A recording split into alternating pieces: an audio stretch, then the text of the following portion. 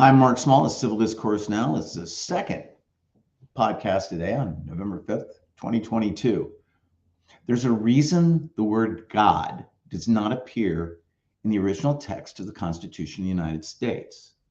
It's not in any of the four articles. The reason it doesn't appear there is the framers of the Constitution believed in separation of church and state. And let's back up just for a minute and let's look at what the political landscape is now. If people are trying to say a theocracy was created by the framers of the Constitution, how do they make that claim? Where is there a statement in the text of the Constitution that the church will be one of the branches of government, or that you have to take an oath to a God? In fact, it says you're not required to take an oath to serve in public office. So why would they want to avoid God? Well, they had just gone through the Reformation. There'd been a lot of wars. There'd been a lot of fighting, Christians against Christians.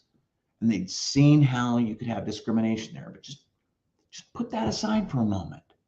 How do you justify a theocracy? Now, at the time, the framers of the Constitution, they viewed themselves as building a framework for a government.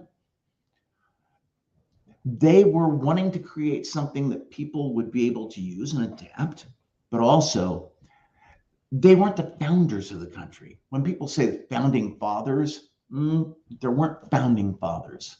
The framers wrote the Constitution. The founders of this country included everyone. Now, if people were held in slavery, they still were as much a part of the founding of this country as anybody else. They provided a lot of the labor. Women were as much of a part of the founding of this country as any man. Indigenous peoples who were killed so this land could be taken to the United States, they were a part of the founding of this country. They're part of it today. So if it's a theocracy today, it had to be based upon it being a theocracy then, only it wasn't made a theocracy. Point to me a part of the Constitution that says the president will take office by leave of the head of the church. It's not there. They were aware that Christians had killed each other because they wanted political power in Europe.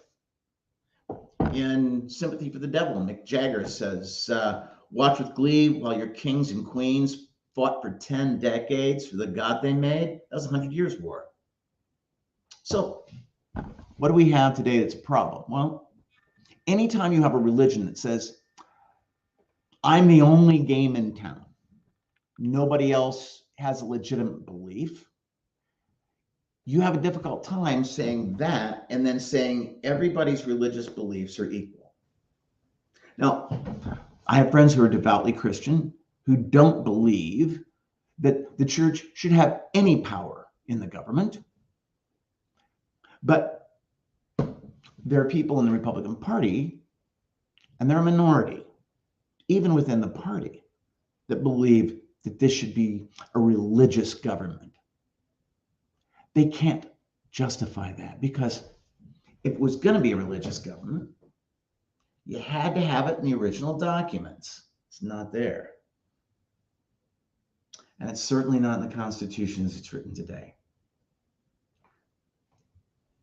You can't expect people to have religious freedom if there's going to be a fundamentalist belief in one God that will allow no other gods before it, and they control the government. It doesn't work well. I'm Mark Small. I'm the Republican candidate for Indiana House of Representatives, District 86.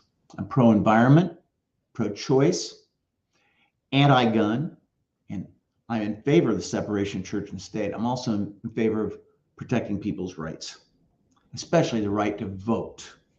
I approve of this message. Hell, I made it.